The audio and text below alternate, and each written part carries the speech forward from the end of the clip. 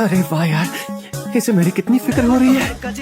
फिर से उसे मार नहीं पाए। लो बहन चोद, आखिर आ ही दिया। Shinji, crank that, soldier boy.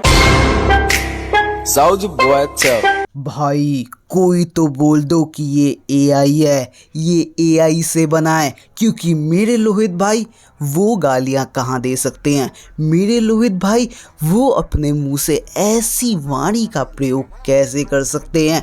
मैं 4 साल में 800 से ऊपर वीडियोस बना चुका हूँ, पर शौक झटका पहली बार ये डब देख के फील कर रहा हूँ। So what's up anime, anime का full form all nerds having interest in mature entertainment. तुम्हें बच्चे बीओ कैसे हो? देखो यारो, नेटफ्लिक्स ने लिमिट्स पास की हैं, चाहे वो स्क्विड गेम हो, चाहे वो सेक्रेट गेम्स हो, या चाहे हमारी मनी हाइस्ट हो, सब में डबिंग के मामले में गालियां हो, रॉ, अनदेखा, या चाहे वो एकदम विशियस वे में बातों को बोलना। भाई उसने बहुत पहले डिकोड कर लिया था कि लोग कैसी डबिंग सुनना चाहते हैं, वॉइस एक्टर से क्या बोलता हुआ देखना चाहते हैं। और आज जब ये चीज़ एनीमे के साथ हुई तो लोग शौक हो चुके हैं। इसका फैक्टर इतना ज़्यादा इम्पैक्टफुल रहा कि लोग डबिंग को पसंद कर ही नहीं रहे हैं। मतलब इस हफ्ते इतनी सारी डबिंग आई, इतनी सारी डबिंग निकली, जिसमें सीक्वल्स थे, कुछ मच अवेटेड थे, कुछ ऐसे चीज़ें थी जिसके लिए लोग पर्सनली एक्साइटेड थे, पर फिर भी लोग अभी तक गैंस के हिंदी डब की बात कर रहे हैं, इस गाली गलौज की बात कर रहे हैं, इस टाइप के अनफिल्टर्ड वर्ड्स की बात कर रहे हैं जो वो काफ़ी पहले से देखना चाह रहे थे। और यही चीज़ दिखाती है कि लोग क्या चाहते थे और जब उनको मिल रहा है तो वो सपोर्ट किस लेवल पे देने को तैयार हैं। भाई मैं गया था क्लासरूम ऑफ द एलीट का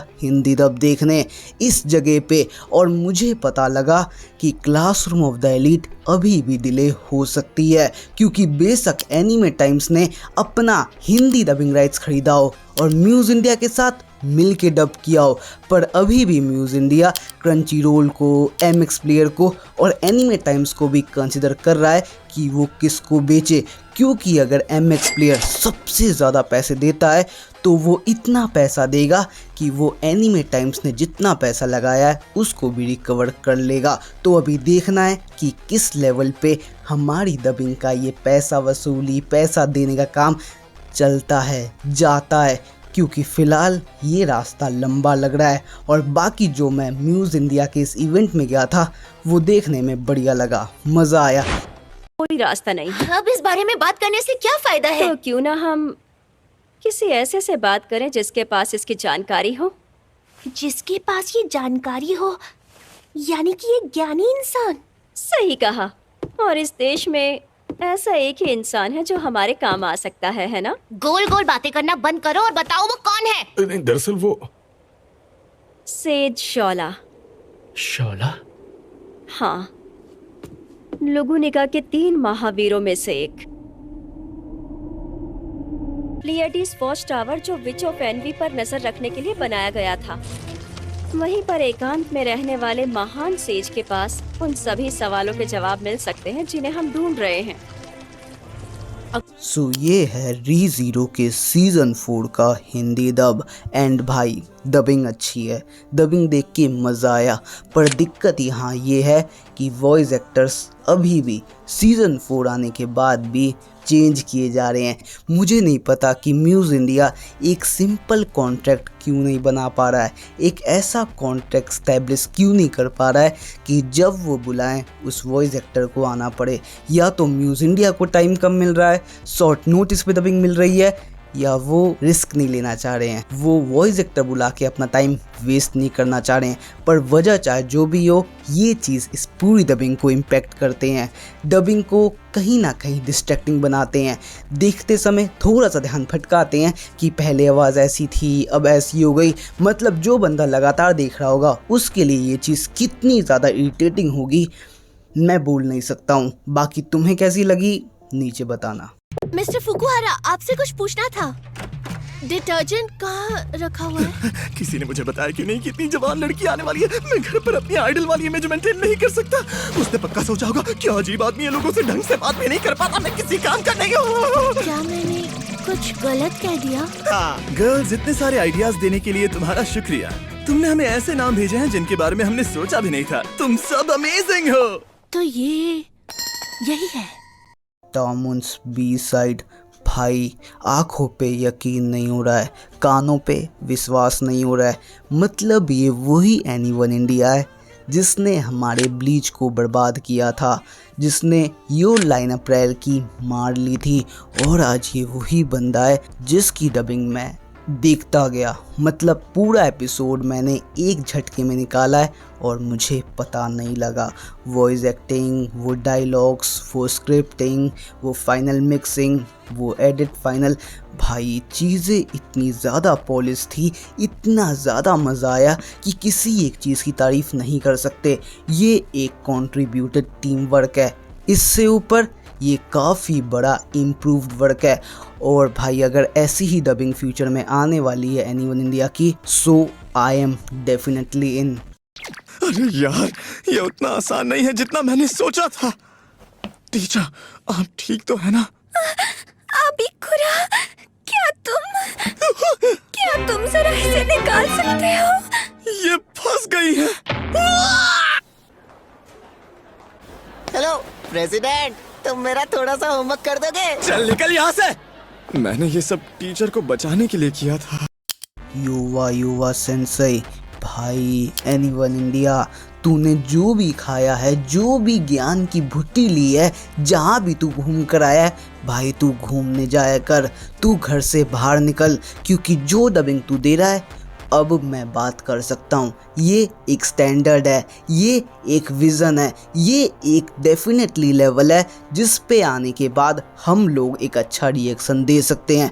क्योंकि जो डबिंग हुई है, जिस लेवल पे हुई है, जिस स्टारकास्ट के साथ हुई है, जो डायलॉग्स दिए गए हैं, जिस तरीके से पूरा एटमॉस्फेयर, पूरा इकोसिस्टम बनाया गया है कि हम बैठ के पूरा एपिसोड देख सकें, फील कर सकें, उसके साथ कनेक्ट हो सकें, तो हाँ ये एपिसोड डेफिनेटली उस चीज़ का एग्जाम्पल है कि जब चीज़ें पॉलिश्ड हों, फाइनल हों, एक तरीके से लोगों के हिसाब से हों, तो वो किस लेवल को टच करती है। एंड मैं हैप्पी हूँ कि तुम्हारे पास इतने सारे प्रोजेक्ट हैं और तुम उनको इस लेवल की डबिंग देने का गुदा रखते हो। मासा रुका दो, ट्रेन ने टक्कर मारी। लौड़ा टक्कर मारी, बहनचोद खुद नीचे आया ट्रेन के और मुझे भी ले गया साथ में। शक्ल देख के भी इतना गुस्सा आ रहा है, कमीना साला। देख क्या रहा है भोसड़ी के, सब तेरी वजह से ही हुआ था। भाइयों, हमने अभी गांस का डब देखा, हमने रीज़ीरो का डब देखा, हमने UI सेंसेई का डब देखा, हमने काफ़ी कुछ देखा, पर दिक्कत है उन सब में और गांस में इतना फ़र्क है कि गांस अनफिल्टर है, उसके पास एक ब्रूटल एज है, उसके पास रॉ फैक्टर है जो मुझे बार बार वहीं खींच रहा है। मतलब मैं चाहे अब जो भी डब सुन लूँ, मुझे वो डब वैसा ही चाहिए, मेरा मन वैसा ही मांग रहा है। और जब मैंने स्केलेटन नाइट देखा तो भाई इसमें तो दबा के सेंसरशिप की है, दबा के सीनों को काटा है, जैसे उसमें म्यूज इंडिया को ज़्यादा मज़े आ रहे हों।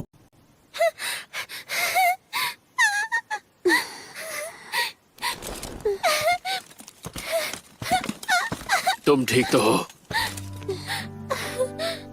हमें बचाने के लिए आपका शुक्रिया।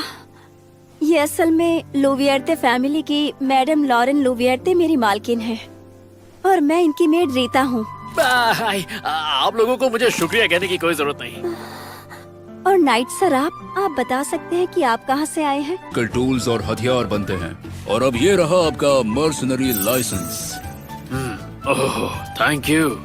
अगर आप कमीशन चाहते हैं तो आप वहाँ उस बोर्ड को देख सकते हैं। यही चीज़ देख के खुश नहीं हूँ मैं, क्योंकि ये चीज़ कहीं ना कहीं हमें ये दिखाता है कि हम अभी भी उतने मैच्योर नहीं हैं। हम वो ब्रूटैलिटी, वो वॉयलेंस, वो इस तरीके के सीन्स हम हैंडल कर पाएँ। और गाली गलौज वो तो बहुत दूर की बात है।